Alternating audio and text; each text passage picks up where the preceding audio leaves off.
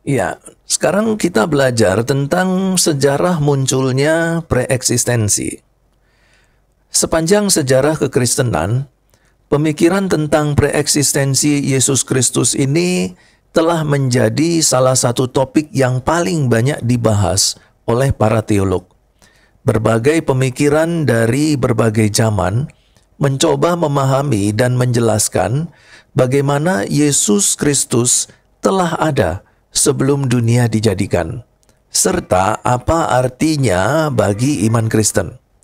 Setiap teolog memberikan perspektif yang berbeda, bergantung pada pendekatan mereka terhadap kitab suci, filsafat, dan konteks sejarah masing-masing teolog tersebut.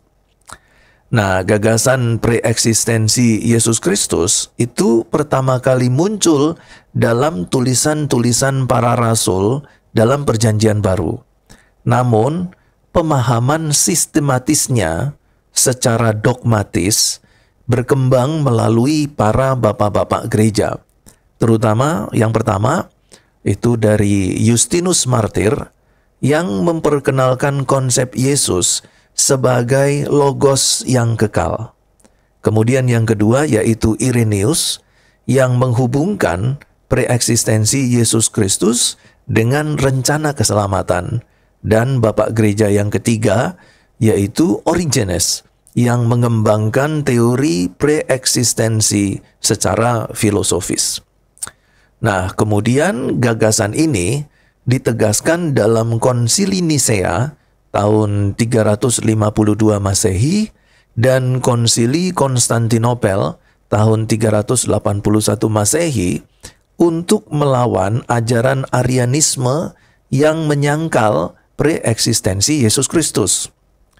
Nah, dari perspektif sejarah ini, preeksistensi Yesus Kristus bukanlah spekulasi teologi belaka, tetapi inti dari iman Kristen yang menegaskan keilahiannya sejak kekekalan dan perannya dalam penciptaan serta keselamatan manusia. Dan setelah Konsili Nisea 325 Masehi dan Konsili Konstantinopel 381 Masehi menetapkan keilahian Yesus dan preeksistensinya itu sebagai bagian dari ajaran Kristen. Mula-mula, pemikiran ini tentu terus berkembang dalam teologi abad pertengahan, reformasi Protestan, dan hingga pada era modern ini. Nah, mari kita melihat lebih spesifik lagi berkaitan dengan pencetus awal dari gagasan preeksistensi Yesus Kristus ini. Gagasan tentang preeksistensi Yesus Kristus bukanlah konsep yang muncul tiba-tiba dalam sejarah gereja, tetapi berkembang melalui pemikiran teologis yang panjang, berakar pada kitab suci, dan dipengaruhi oleh berbagai tradisi filsafat serta ajaran Yahudi. Nah, konsep ini memiliki dasar yang kuat dalam Perjanjian Baru, tetapi pemahamannya berkembang seiring waktu melalui berbagai pemikiran Kristen sejak abad pertama hingga pada era modern ini. Untuk yang pertama, mari kita membahas preeksistensi Yesus Kristus ini di dalam kitab suci.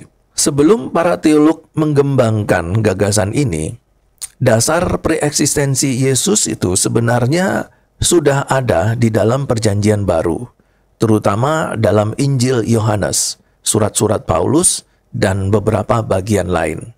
Ya, adapun ayat-ayat yang menjadi fondasi utama atau menjadi fondasi dasar dalam dogmatika atau dalam teologi preeksistensi ini, yang pertama adalah dari Yohanes 1 ayat 1 sampai 3. Pada mulanya adalah firman, firman itu bersama-sama dengan Allah, dan firman itu adalah Allah. Kemudian dalam Yohanes 8 ayat 58, bahwa Tuhan Yesus ada sebelum Abraham ada. Kemudian Kolose 1 ayat 16 sampai 17, Segala sesuatu diciptakan oleh Dia, yaitu Yesus Kristus, dan untuk Dia. Ia, Yesus Kristus, ada terlebih dahulu dari segala sesuatu. Kemudian Filipi 2 ayat 6-7, yang walaupun dalam rupa Allah, tidak menganggap kesetaraan dengan Allah sebagai sesuatu yang harus dipertahankan, melainkan mengosongkan dirinya sendiri. Kemudian dalam Ibrani 1 ayat 3 dan Wahyu 13 ayat 8. Ayat-ayat ini menunjukkan bahwa para rasul sendiri sudah memahami bahwa Yesus bukan hanya manusia biasa, tetapi telah ada sebelum dunia diciptakan. Ya, namun, konsep ini belum diuraikan secara sistematis hingga para teolog awal mulai membahasnya.